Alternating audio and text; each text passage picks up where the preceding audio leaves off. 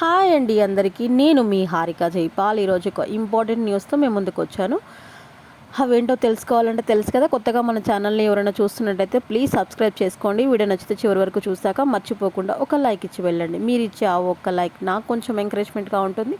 At the same time ఈ information ఇంకొంతమందికి reach అవుతుందన్నమాట. సో L1 L2లో ఉన్న వాళ్ళందరికీ గుడ్ న్యూస్ అనే చెప్పాలి. ఎప్పుడెప్పుడు అని ఎదురు చూస్తున్న వాళ్ళ గృహప్రవేశాలు, ఇందిరమ్మ ఇల్లు రెడీ అవ్వగానే వాటి గృహప్రవేశాలకు సిద్ధం చేస్తున్నారు. At the same time double బెడ్రూమ్లు కూడా ఉగాదిలోపు ఇస్తారంట. సో ఎలా ఏంటి, ఆ షెడ్యూల్ ఏంటి, ప్లాన్ ఏంటి అనేది కూడా మొత్తం క్లియర్గా ఇచ్చారనమాట ఈ వీడియోలో. సో ఎక్కడ స్కిప్ చేయకుండా వీడియో చివరి వరకు చూడండి. సో లేట్ చేయకుండా మనం వీడియో స్టార్ట్ చేద్దాం. ఉగాదికి 15,000 డబల్ బెడ్రూమ్ ఇండ్లు. Next 99 days housing action plan ready. అసలు ఏంటనేది క్లియర్గా మనం తెలుసుకుందాం. సో రాష్ట్రంలో వచ్చి 3 నెలల పాటు ఇందిరమ్మ ఇండ్ల గృహప్రవేశాలు, డబల్ బెడ్రూమ్ ఇండ్ల పంపిణీ పూర్తి చేయాలని ప్రభుత్వం లక్ష్యంగా పెట్టుకుంది.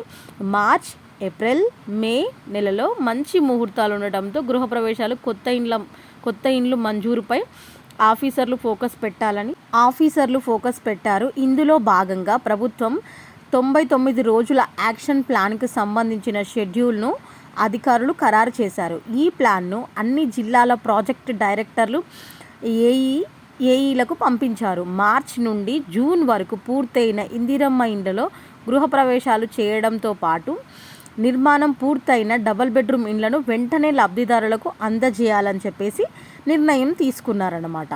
సో అర్థమైంది కదా. మార్చి, ఏప్రిల్, మే నెలలో ముహూర్తాలు మంచిగా ఉన్నాయని చెప్పేసి కంపల్సరీ ఆ 3 monthsలో కంప్లీట్ అయినవన్నీ జూన్కి గృహప్రవేశాలు చేయాలని రెడీ చేస్తున్నారనమాట.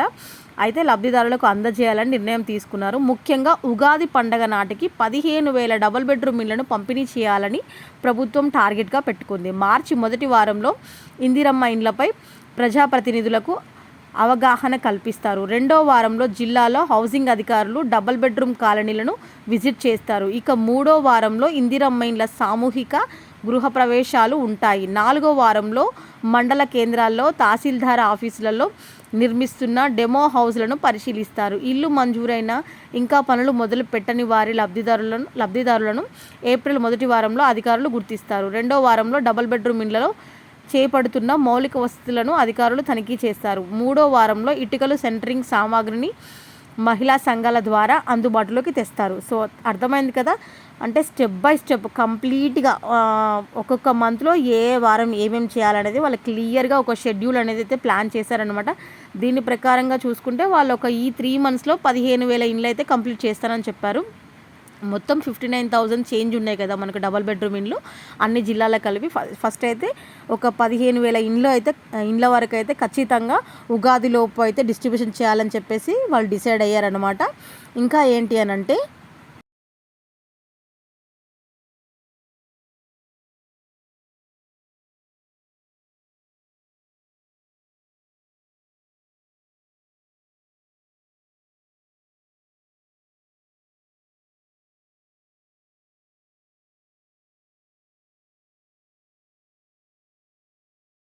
ఇందిరమ్మ ఇండ్ల అమలు ప్రక్రియ స్టెప్ బై స్టెప్ అనమాట.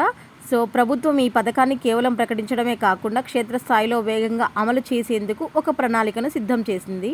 క్షేత్రస్థాయి సర్వే, లబ్ధిదారులను గుర్తించేందుకు సామాజిక మరియు ఆర్థిక సర్వే నిర్వహిస్తారు. దీని ద్వారా నిజమైన నిరుపేదలకు మాత్రమే లబ్ధి చేకూరుతుంది. అర్హుల గుర్తింపు. గతంలో ప్రభుత్వం పథకాల ద్వారా ప్రయోజనం పొందని వారు, తెల్ల రేషన్ కార్డులు కలిగిన వారిని ప్రాధాన్యత క్రమంలో ఎంపిక చేస్తారు.